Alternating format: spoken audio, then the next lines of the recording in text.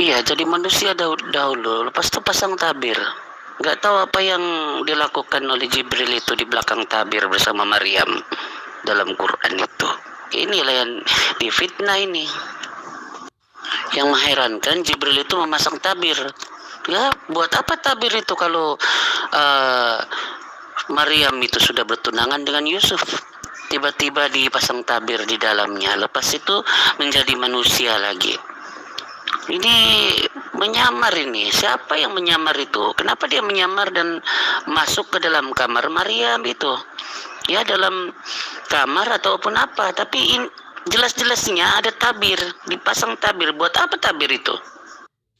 Bismillahirrahmanirrahim.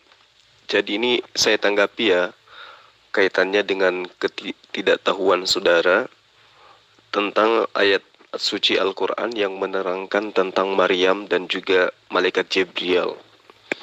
Jadi di ayat ke-17 itu jelas dikatakan Fattakhatat min dunihim hijaban.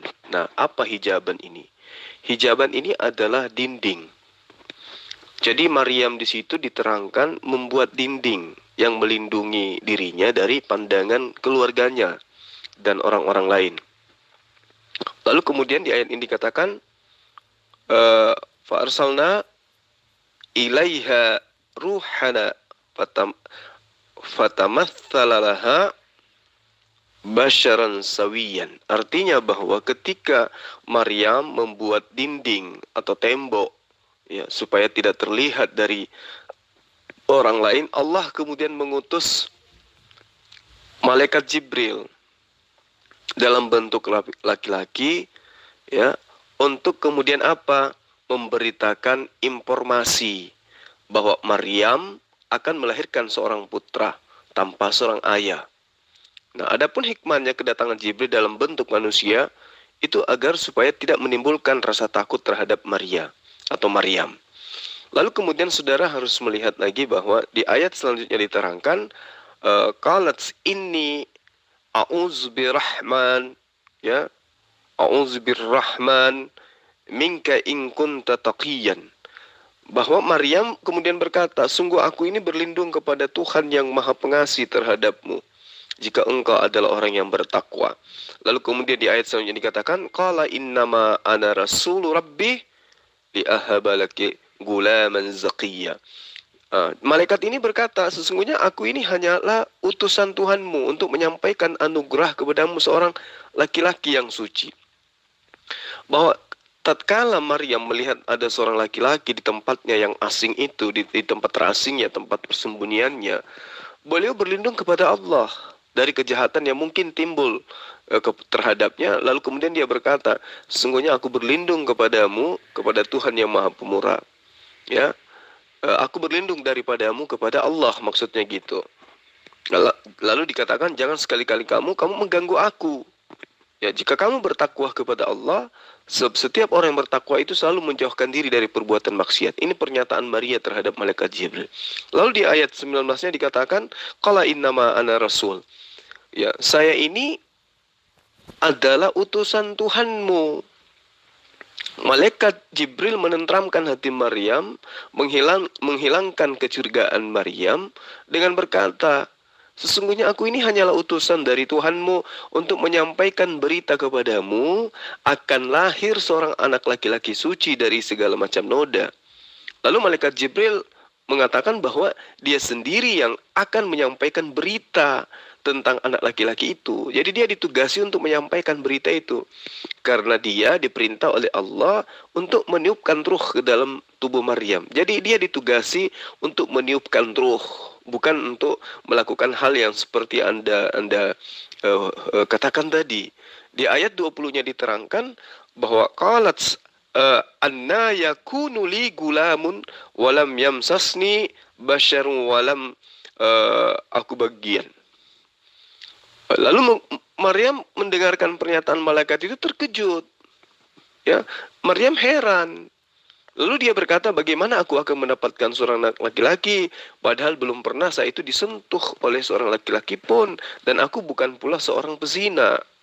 Nah, malaikat Jibril di ayat selanjutnya menerangkan bahwa Maryam akan mendapatkan seorang laki-laki walaupun tidak bersuami atau tidak mengadakan hubungan dengan laki-laki, karena yang demikian itu adalah kehendak Allah yang Maha Kuasa, yang demikian itu mudah bagi Allah. Jadi Allah menjadikan seorang putra dari Maryam itu agar menjadi bukti bagi manusia atas kekuasaannya. Ya, pemberitaan putra kepada Maryam sebagai rahmat dari Allah, karena kelak anak laki-laki itu akan menjadi seorang nabi yang menyeru kepada jalan kebahagiaan dunia akhirat kepada Bani Israel. Nah, itu yang perlu kamu pahami. Jadi tidak ada sesuai dengan pemikiran bejat Anda terhadap tuduhanmu. Jadi tabir di situ adalah dinding. Ya, dinding, dia membuat semacam dinding supaya melindungi dia dari orang-orang yang dari keluarganya dan juga orang lain. Itu perlu kamu pahami. Kenapa Jibril ini memasang tabir, ya, menggelapkan tempat itu, memasang tabir, ya, sedangkan tidak ada perintah itu, sedangkan Tuhan sendiri tidak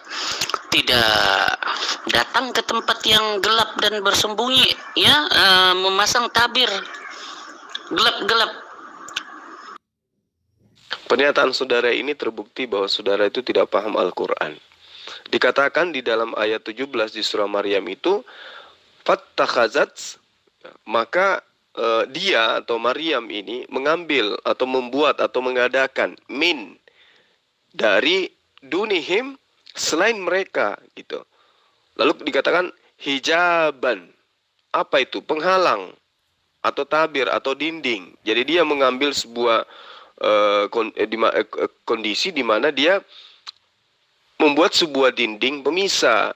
Lalu kemudian fa'arsalna, lalu kami mengutus ilaiha, kepadanya, ruhana, ruh kami, ya, ruh kami di sini artinya malaikat kami.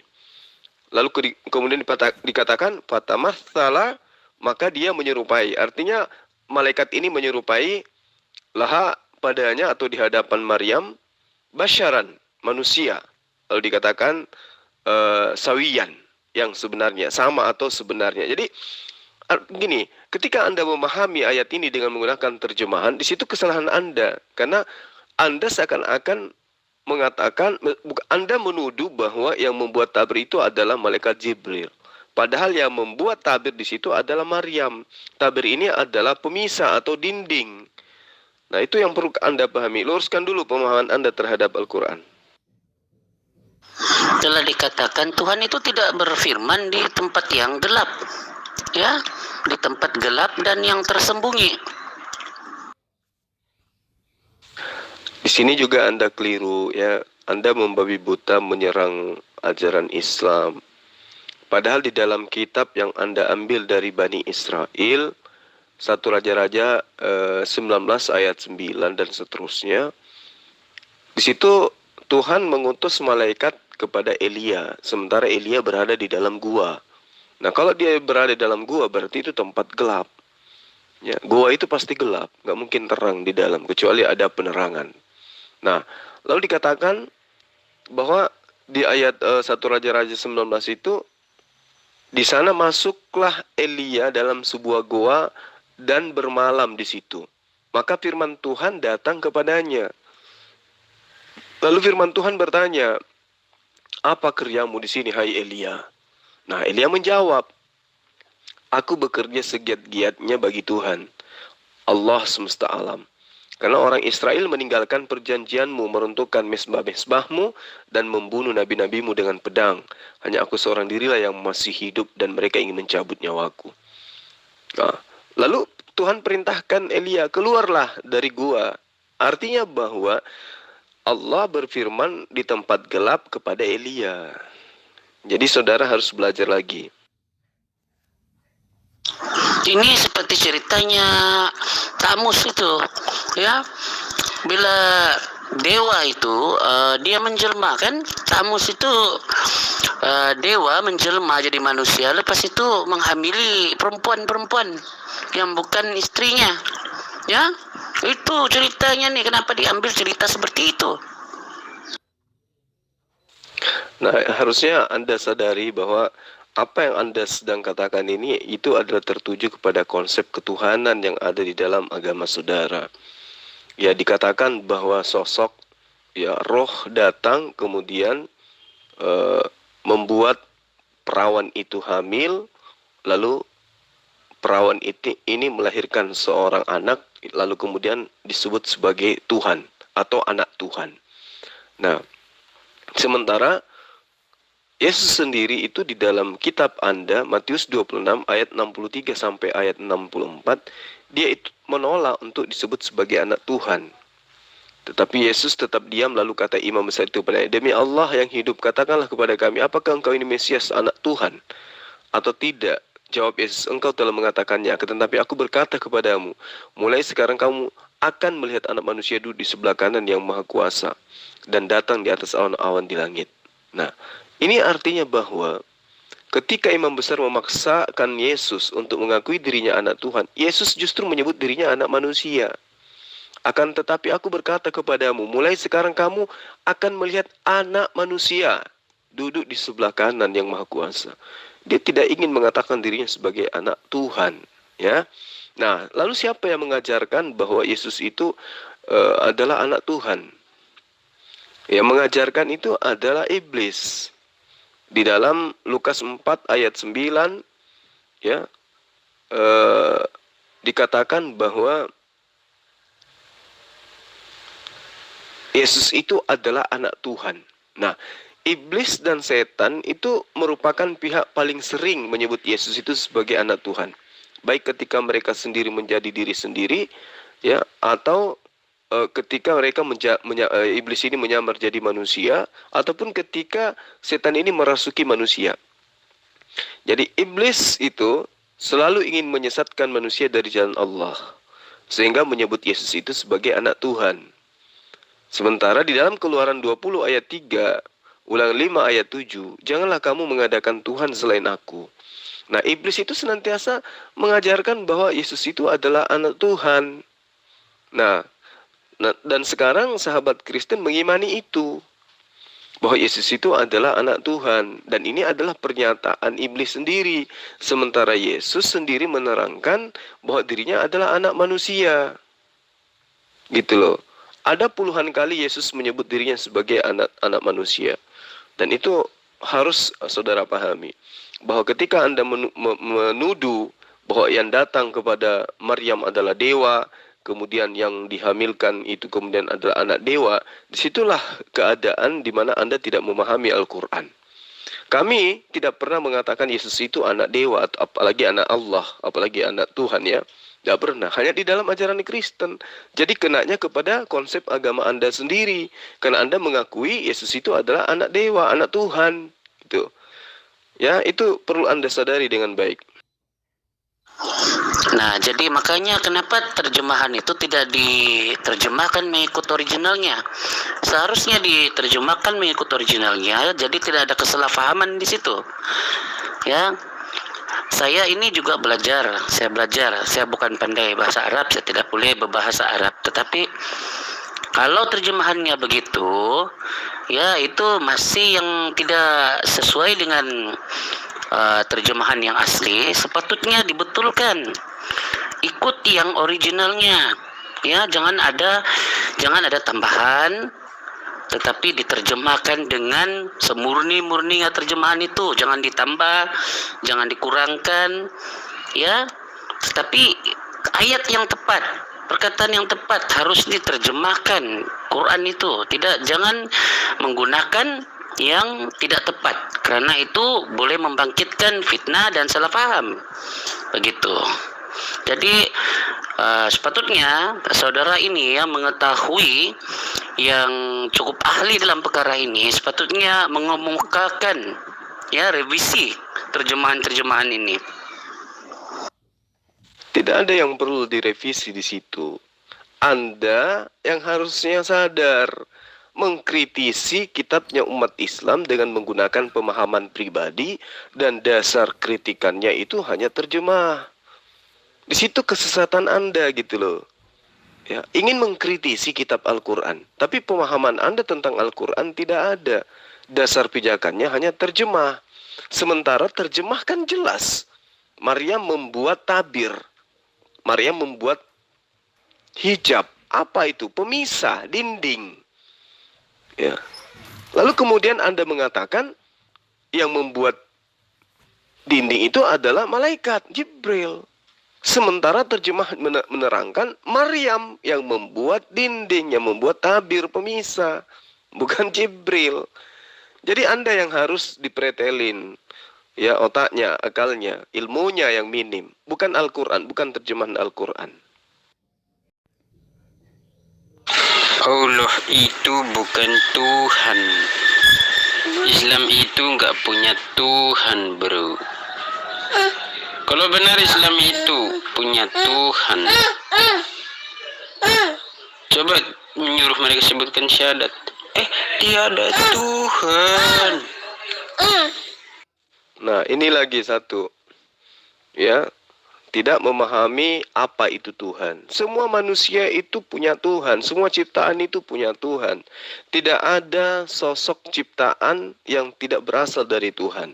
Kondisi berikutnya adalah ada di antara kita yang salah bertuhan, mentuhankan ciptaan Tuhan. Nah itu, jadi semua manusia itu punya Tuhan. Kita ini semua adalah ciptaan Tuhan.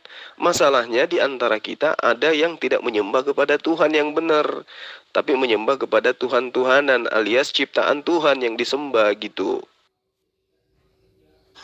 Yang saya pertikaikan di sini bukan Tuhannya, tetapi kenapa Jibril itu menjelma masuk ke dalam rumah Maria, sedangkan Maryam itu masih perawan, ya, dia masih seorang perawan. Jadi kalau Jibril ini masuk ke dalam sana, kalau dilihat oleh orang, ada yang orang mendengar, melihat dia bercakap-cakap, ya, bagaimana pula orang yang mendengar itu akan menjadi fitnah. Ya, itulah maksud saya, tidak boleh di tempat yang tersembunyi dan gelap. Ya, itu maksudnya. Di atas kan tadi saya sudah menjelaskan kepada saudara bagaimana kemudian diterangkan bahwa kedatangan malaikat Jibril itu dalam rupa laki-laki untuk supaya Maryam itu tidak ketakutan, tidak kaget dan seterusnya. Nah, itu pemahaman pribadi Anda kan? Nah, sementara Maryam merasa terkejut saja setelah mendengarkan ada manusia mengatakan seperti itu. Apatah lagi kalau dia datang dalam wujud aslinya. Saya rasa dalam kitab Anda juga diterangkan bagaimana wujud asli daripada malaikat itu. Jadi bagaimana mungkin dia datang dalam rupa wujud aslinya kepada manusia? Nggak mungkin. Lagian juga di dalam kitab Anda, di dalam Lukas 1, Matius 1 juga, bagaimana kemudian malaikat Gabriel datang ke Galilea, ke Nazaret. Ya, dia menyapa Maryam di situ. Nah, yang menjadi pertanyaan, dia datang dalam rupa apa gitu loh. Kalau Anda mengatakan dalam rupa roh, bagaimana kemudian Maria bisa tahu bahwa itu adalah malaikat Jibril atau dia itu adalah iblis? Kan tidak diterangkan. Ya, ini yang perlu Anda pahami dengan baik. Nah, Al-Quran menerangkannya dengan sempurna bahwa yang datang kemudian itu adalah sosok malaikat yang menjelma dalam rupa manusia. Sama ketika sosok malaikat datang kepada Abraham. Coba Anda baca di Kejadian 18. Bagaimana sosok malaikat itu datang dan berubah wujud menjadi seorang manusia. Itu yang perlu Anda paham ya. Jadi cobalah untuk berdialog dengan menggunakan ilmu. Dan ini bila dia masuk ke dalam rumah Maryam itu, ya, dia tidak mengucapkan salam lagi. Ya, sepatutnya orang utusan daripada Tuhan ini ada menjawab salam, mengucapkan salam kepada yang mereka datangi. Ya, itu adalah satu yang baik. Ini tiba-tiba masuk ke dalam rumah, tiba-tiba ada dalam rumah. Bagaimana? Ya, ini satu perbuatan yang, katakan ini bukan satu perbuatan baik. Ini macam pencuri, ini tidak melalui pintu, ya, ataupun jendela ke apa. Ya, ini tiba-tiba ada di dalam rumah, begitu. Ya, ini kan bukan cerita film gitu. Ini firman Tuhan yang ingin disampaikan kepada manusia. Bukan berbentuk cerita ya atau dongeng yang kemudian harus lengkap sesuai dengan keinginan Anda. Kan dalilnya kan sudah sangat jelas. Fattakhazat min dunihim hijaban fa arsalna ilaiha ruhana fatamatsala, lalu dikatakan laha basyaran sawiyan.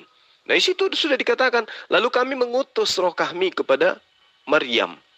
Ya, maka dia, sang roh ini menampakkan diri di hadapan Maryam dalam bentuk manusia yang sempurna. Lalu apa yang dikatakan Maryam? Ya, qalat inni a'udzu birrahman minka in kunta taqiyan. Sesungguhnya aku berlindung kepada Tuhan yang Maha Pengasih terhadapmu, darimu, jika engkau adalah orang yang bertakwa. Lalu apa kata malaikat Jibril? Qala innama ana rasulu rabbi li ahaba laki gulaman zakiyan. Dia berkata, sesungguhnya aku ini hanya utusan Tuhanmu untuk menyampaikan anugerah kepadamu tentang lahirnya sosok manusia, anak laki-laki yang suci. Apa yang kurang di situ? Lalu kemudian Maryam juga menyatakan, bagaimana mungkin aku mempunyai anak sementara aku tidak pernah disentuh oleh seorang laki-laki pun dan saya bukan pesina. Qalat anna yakunu li gulamun walam yamsasni basyarun walam aku bagian. Jadi ini sudah sempurna gitu loh. Anda hanya mencari-cari kesalahan saja. Sementara ketika Roh ya Kudus datang kepada Maria, ibunya Yesus, juga tidak ada yang seperti yang Anda inginkan. Tidak ada di situ Assalamualaikum atau Shalom alaihim atau Selamat pagi Maria, nggak ada. Ya, tidak ada. Jadi Anda jangan menilai Al-Quran dengan cara pandang Anda. Karena kenapa? Al-Quran itu punya kaidah-kaidah sendiri. Tidak sama seperti kitab Anda. Memang disusun seperti cerita. Kalau di Al-Quran itu tidak seperti itu. Itu yang Anda harus pahami. Kalau saya ada anak perempuan ya, saya tidak mau sewenang-wenangnya membenarkan siapa-siapa, biarpun malaikat sekalian saya tidak benarkan. Ya. Dan kalau begitu itu satu yang betul-betul kalau kita ini berpikir ya secara logik, ini suatu benda yang kurang ajar ya. Bila tiba-tiba kau masuk dalam rumah ya, itu satu yang tidak baik. Ya. Tiba-tiba kau masuk, kau tidak ada salam, lepas itu kau masuk rumah orang begitu. Dan kau bercakap-cakap dengan dia. Ya.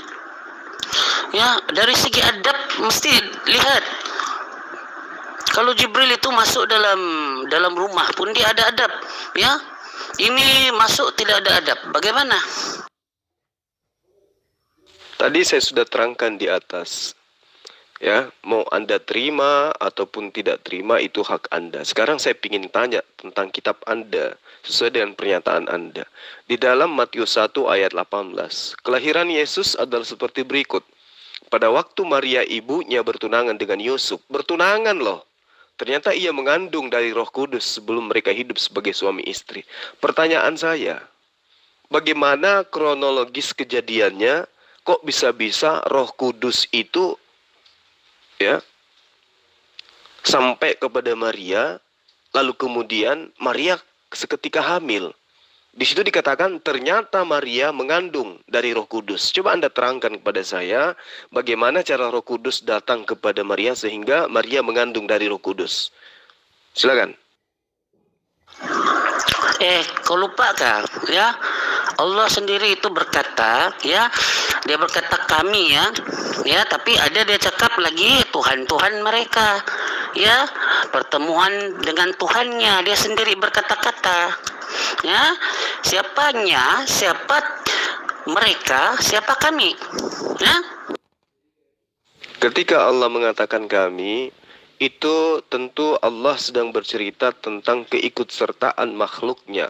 Makanya Allah selalu mengatakan kata kami pada saat proses penciptaan. Kami telah menciptakan, kami telah mewahyukan. Artinya Allah membawa ya, keikutsertaan makhluknya dalam proses. Nah, tetapi ketika Allah menerangkan tentang dirinya sebagai esensi Tuhan, satu-satunya Tuhan, dia tidak pernah mengatakan kami. Dia selalu mengatakan aku. Makanya ketika dia mengajarkan untuk menyembah kepadanya, dia tidak mengatakan sembahlah kami, tetapi dia katakan sembahlah aku. Nah, ini yang perlu Anda pahami ya. Anda harus banyak belajar supaya bisa ngerti tentang Islam. Kalau kau itu kan nama kau Mia kan? Ya, kalau kau tiba-tiba ada yang masuk dalam bilik kau, ya, tiba-tiba masuk. Itu bukan kurang ajar itu, ya. Bukan muhrim kau masuk dalam bilik kau, itu kurang ajar. Sekarang coba Anda terangkan bagaimana ceritanya Maria mengandung dari Roh Kudus. Jawab.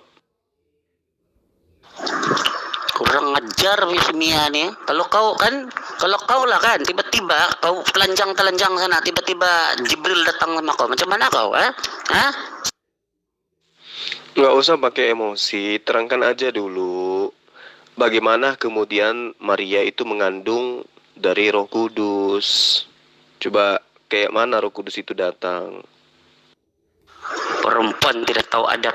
Kau lah tuh suka kan begitu, tiba-tiba ada laki tiba-tiba depan kau, kau suka lah kan. Coba gimana ceritanya Maria kok tiba-tiba hamil? Pelacur saja itu. Kau tahu apa pelacur itu? Kalau yang suka tiba-tiba lelaki ada di depan dia, itulah pelacur lah tuh. Begitu. Tiba-tiba ada lelaki di depan dia. Tinggal buat apa lagi tuh begitu? Udah. Coba kamu terangkan aja dulu. Gimana ceritanya sosok perawan bernama Maria kok tiba-tiba hamil? Itu gimana ceritanya? Tadi kan saya sudah menjelaskan kronologisnya berdasarkan surah Maryam dalam Al-Quran yang Anda tuduhkan tadi tentang tabir. Ya kan? Nah sekarang coba Anda yang menjelaskan bagaimana kemudian Maria kok tiba-tiba hamil dari Roh Kudus gitu. Iya, firman Tuhan pun sepatutnya ada adabnya, mesti ada adabnya. Kalau tidak ada adabnya, bagaimana ini menjadi yang dibaca oleh seluruh dunia? Ya, adab mesti ada. Nah sekarang coba gimana adabnya ya Maria perawan kok tiba-tiba hamil dari Roh Kudus, itu adabnya gimana? Perempuan, kau suka kah tiba-tiba ada lelaki di depan kau? Ya, kau bertelanjang tiba-tiba ada lelaki di depan kau. Kau suka? Anda sudah keluar dari tema ya. Seakan-akan menggiring opini bahwa Maria dan malaikat Jibril itu melakukan hal yang tidak seronok. Sementara Anda meninggalkan apa yang saya pertanyakan, kok tiba-tiba Maria hamil dari Roh Kudus, itu gimana ceritanya? Saudaraku, kejadian Isa itu adalah kejadian Isa dengan Tuhan itu adalah seperti kejadian Adam. Cobalah Anda terangkan bagaimana sosok Maria perawan kemudian tiba-tiba hamil mengandung. Terangkan ini aja dulu. Kalau Adam kan tidak ada yang hamil di situ. Perumpamaan Isa dengan Tuhan itu adalah seperti kejadian Adam, daripada tiada menjadi ada. Debu itu ya menjadi tanah, itu ya dia dari tanah kan menjadi manusia. Begitu perumpamaan Isa dengan Tuhan. Di dalam Al-Quran memang ada ayat yang menerangkan bahwa inna matala Isa indallahi kamathali Adam. Ya, jadi sesungguhnya perumpamaan penciptaan Yesus atau Isa bagi Allah seperti penciptaan Adam. Jadi dua orang ini sama-sama diciptakan dari tanah. Kemudian dua orang ini berkata, kemudian Allah ya hanya berkata kepadanya, jadilah, maka jadilah sesuatu itu. Jadi antara penciptaan Adam dan juga Isa itu tidak ada perbedaan. Jadi tidak ada istilah bahwa karena dia dikandung ajaib maka dia adalah Tuhan. Makanya Al-Quran itu menerangkan, meluruskan kembali pemahaman-pemahaman itu. Nah sekarang ketika Anda menghujat malaikat datang kepada Maryam, di mana Maryam sedang membuat dinding ya penghalang antara Maryam dengan keluarganya, dengan orang-orang yang ada pada Nazaret pada kala itu. Kemudian Anda menghujat, kenapa kemudian ada sosok laki-laki datang pada seorang perempuan? Anda lupa bahwa malaikat Gabriel pun datang kepada Maria dan Maria hamil kala itu. Dan itu Anda nggak mau cerita.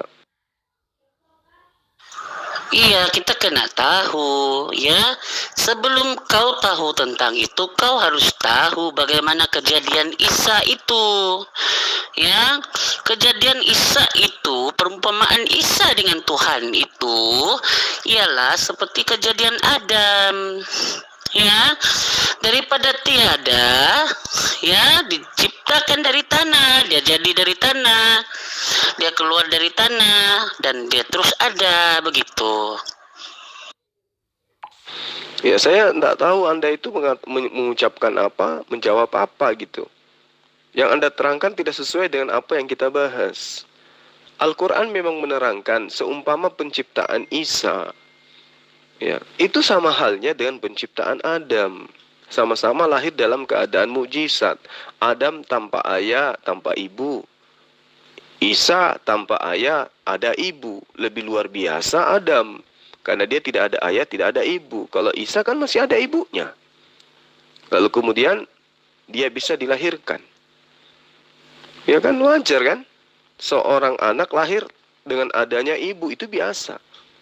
Tapi seorang manusia lahir tanpa ayah, tanpa ibu itu luar biasa. Makanya Allah memberikan perumpamaan itu. Inna matala Isa indallahi kamatali Adam. Gitu loh kawan. Tanpa mengurangkan sedikit pun huruf daripada asalnya, tidak ada dikurangkan satu pun huruf ya.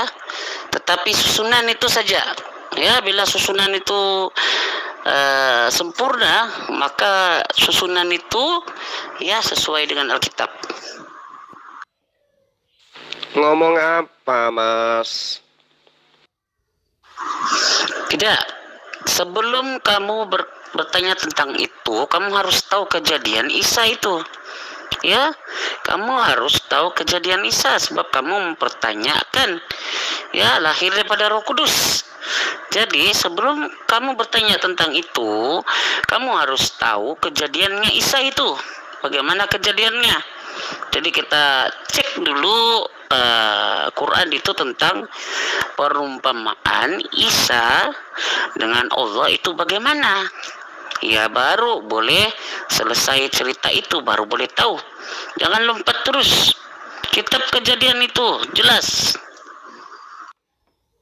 Kenapa jadinya kamu sembunyi ke Al-Quran? Ya, Anda kan tadinya menghina Maryam. Anda katakan, ya, didatangi malaikat. Kemudian malaikat berubah wujud jadi laki-laki. Lalu malaikat itu membuat tabir. Lalu Maryam hamil. Itu kan yang Anda hujat tadi, Al-Quran, surah Maryam. Saya sudah menjelaskan itu. Makanya setelah saya menjelaskan, saya balik nanya. Berharap Anda pun bisa menjelaskan kronologis Maria hamil dari Roh Kudus. Gitu aja kok. Ya, coba Anda terangkan. Biar kita semua di sini ngerti gitu. Dari perspektif pemahaman Anda kepada terjemah Quran. Lalu kemudian bagaimana pemahaman Anda terhadap kitab Anda sendiri. Silakan. Kau mau tanya tentang itu, tetapi konsep kejadian kau tidak tahu. Ya, bagaimana kau mau bertanya tentang konsep kejadian manusia ini kalau kau sendiri tidak memahami konsepnya bagaimana? Ya, kau mau tanya tentang mengandungnya Maria, tapi kau tidak mau tahu bagaimana, ya, bagaimana Tuhan itu menciptakan, bagaimana caranya. Harus tahu dahulu, ya. Belajar dulu basicnya, macam mana kau terus belajar yang... Anda ngomong apa sih? Saya kan tanya tentang konsep iman Anda. Bagaimana kemudian Maria hamil dari Roh Kudus? Itu yang Anda jelasin. Kok malah lari kemana-mana gitu? Nggak usah sembunyi gitu ya. Tadi mengenai tabir saya sudah menjelaskan. Nah sekarang coba Anda terangkan kita dong. Nggak usah malu-malu apa. Kau tahu kan perkataan is ya? Kau tahu perkataan is ya? Dalam perkataan is itu artinya ya kun ya. Kun itu apa? Coba Anda terangkan.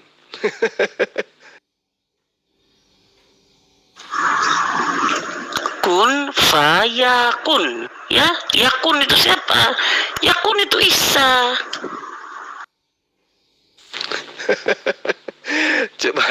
Anda coba jelaskan berdasarkan kaidah bahasa Arab. Silakan. Ini dia nama Isa. Yakun a. Dia adalah alif, ya, dia adalah yang apa? Awal. Aduh, ngaco Anda ini. Coba Anda jelaskan kaidah bahasanya seperti apa. Silakan. Kalau mau belajar dulu namanya. Jadi nama Isa ini sudah ya jelas di sini. Ya namanya Yakun. Yakun fayakun. Itu gimana ceritanya? Coba Anda i'rabkan atau Anda jabarkan menggunakan kaidah bahasa Arab. Silakan. Itu sebabnya Islam ada isnya, Kristen ada isnya. Makanya Isa Yesus itu yakun. Ya, yakun yang telah menjadikan segala sesuatu. Kelihatan sekali bahwa akal Anda itu kekurangan vitamin ya. Al-Quran menerangkan tentang kun fayakun itu adalah pernyataan Allah sendiri. Mengatakan bahwa ketika dia menghendaki sesuatu maka dia cukup mengatakan jadi maka jadilah. Innama amruhu idza arada syai'an ayyakula kun fayakun. Ya, sesungguhnya keadaan Allah apabila dia menghendaki sesuatu, dia hanya berkata, jadi, maka jadilah. Lalu kaitannya dengan Yesus, Isa apa gitu loh. Ya, apa kaitannya antara perkataan yakun dengan Isa? Ya, Anda kok ngibul kebangetan kali gitu ya. Cobalah Anda terangkan sedikit ya, supaya Anda itu bisa dianggap sebagai orang yang memahami gitu ya. Karena kata kun fayakun itu bukan penamaan daripada Isa. Ya, cuman menerangkan bahwa semisal penciptaan manusia bernama Isa itu sama dengan penciptaan Adam. Allah hanya mengatakan kun, maka jadilah. Gitu ya. Nah, PR Anda mana coba? Sudah selesai belum? Kayak mana ceritanya Maria itu mengandung dari Roh Kudus? Makanya kalau mau belajar dari pintu dulu. Ya, pintunya kalau berdebat tentang Isa, ya ketahui namanya dulu. Siapa Isa itu? Yakun. Ya, yakun. Kun fayakun. Ya, Isa. Jangan gila permanen apa? Ya, kun fayakun itu adalah metode Allah mencipta ketika dia hendak menciptakan sesuatu. Isa itu ciptaan. Bagaimana Allah menciptakan Isa ya? Dengan kata jadi. Maka jadilah. Dengan kata hamillah Maria, hamillah dia. Gitu loh. Bukan malah kemudian Isa itu namanya adalah yakun. Waduh, parah nih orang. Kau yang kekurangan vitamin ya, kau Islam tapi tidak menerima Isa. Isa itu yakun. Ceklah huruf itu, I dengan S itu yakun. Waduh, permanen rupanya Anda ini errornya ya. Badi'us samawati wal ard. Ya, di situ diterangkan wa idza qada amra fa innama yaqul lahu kun fayakun. Apa kaitannya dengan Isa? Allah mencipta langit dan bumi, dan bila ia berkehendak menciptakan sesuatu, maka cukup dia berkata, jadilah, lalu jadilah ia. Apa hubungannya dengan Isa di sini? Badi'us samawati wal ard. Wa idza qada amra fa innama yaqulu lahu kun fayakun. Dan apabila Allah hendak, ya, mana Yesusnya, mana Isanya di situ? Jadi Anda ini kebangetan kali ya, kurang vitamin Anda ini. Kurang vitamin kononnya, kurang vitamin kamu lah. Yang tahu Arab tapi tidak mau tahu. Bodoh. Aduh. Yakun itu pernyataan, kaidah, tata cara Allah mencipta. kum fayakun, ya, maka jadilah. Ya, jadi Isa itu diciptakan dengan kehendak Allah. Allah menghendaki ya jadi.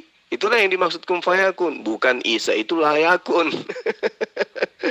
Kacau. Makanya Isa apa itu? Itu yakun. Udah malas dialog sama orang yang tidak ada ilmu. Justru kamu yang tidak ada ilmu sebab kamu tidak menerima.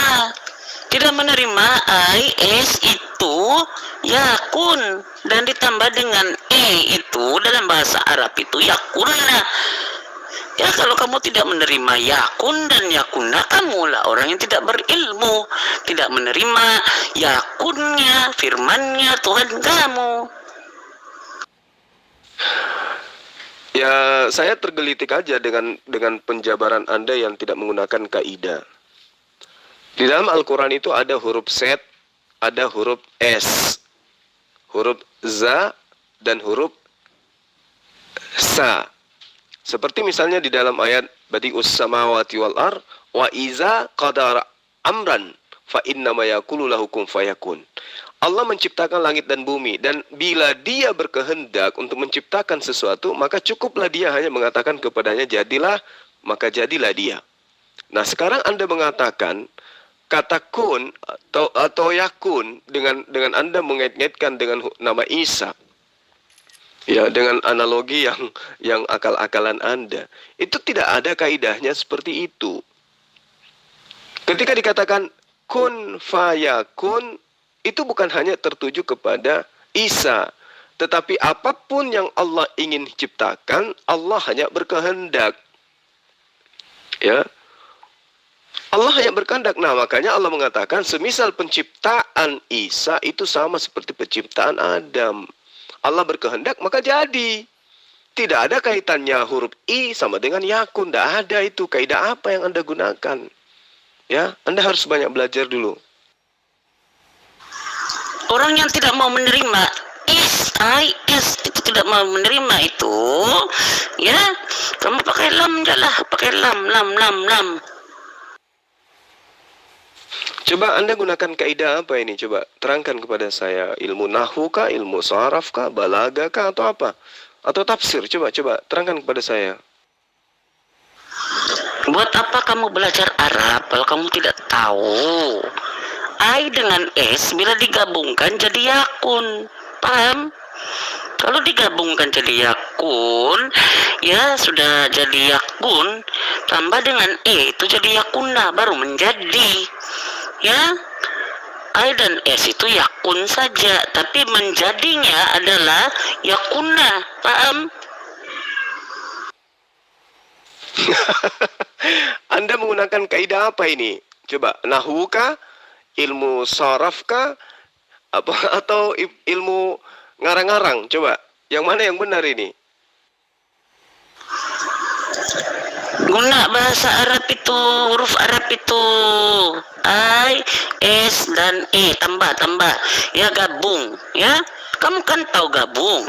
I, S dengan E, apa? Ya, mana ada huruf E di dalam bahasa Arab?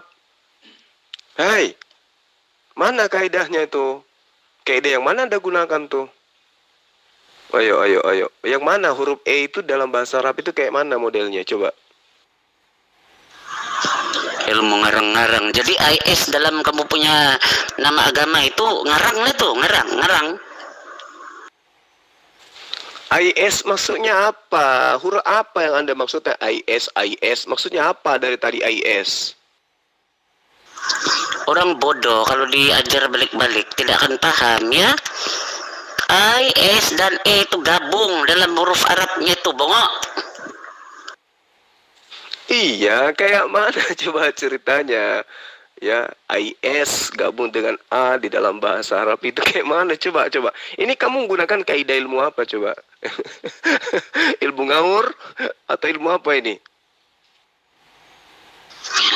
Iya, ini si Zuma ini lebih baik ditembak aja nih. Ya jangan masuk penjara lagi, nanti bahaya itu kalau di penjara.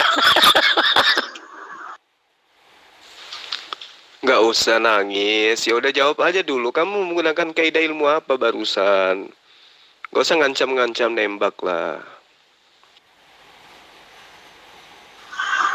Yang ini lagi satu nih, sembah bangkai yang tidak bangkit-bangkit itu ya. Ah ini bawa tembak ini. Nah ini kamu menghujat sembah bangkai. Ayo, itu kamu nampar diri kamu sendiri. Ini bilang si anu ini, Yaya Wal nih bilang tembak aja kepala dia itu. Yaya Wal dia bilang tembak saja saya, jangan lagi penjara. Ayolah dijawab, nggak usah sesumbar. Tidak payah ditembak, kamu tembak sama Isa itu, ah. Ora waras. Yang kamu selawat itu, bangkai itu. Kasihan dalam bumi tidak boleh minta apa-apa, sudah bangkai, ya, tinggal tulang lagi, ya, salallah, Allah, la. Sudah bangkai dipanggil, tapi tidak, doa pun tidak boleh dikabulkan oleh itu, ya. Nabi itu harus sama seperti Musa. Musa juga sudah menjadi mayat kok. Musa juga udah meninggal. Ya. Memang Nabi yang sama seperti Musa itu ya harus berakhir sama seperti Musa. Nggak berakhir jadi Tuhan dia.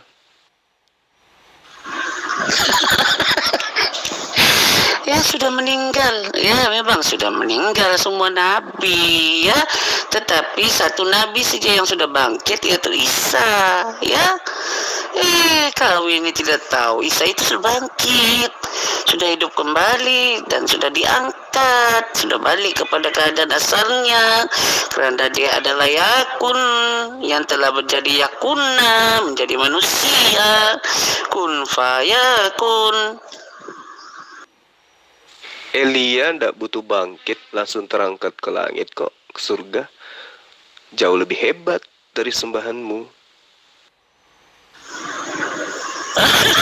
Mempertahankan mualaf-mualaf. Waduh, hai punya Zumba. Kenapa nih Zumba ini? Sekarang dia pertahankanlah mualaf-mualaf itu, ya. Kalau aku sudah yang mengajar, aku ini tidak tahu Arab, tidak pandai, tapi aku tidak bodoh. Apa yang aku lihat itu benar, ya. Apa yang aku kaji itu benar, ya. ISE itu yakunna, menjadi maksudnya bila kau yakun harus akhirannya tuh yakunna, menjadi, baru jadi ya segala sesuatu. Jadi Isa itu adalah yakunanya. Jadi dengan lam ini, Islam ini bukan tidak jadi kalau tidak ada Isanya. Tidak jadi, ya, separuh jalan. Aduh, sarap loh.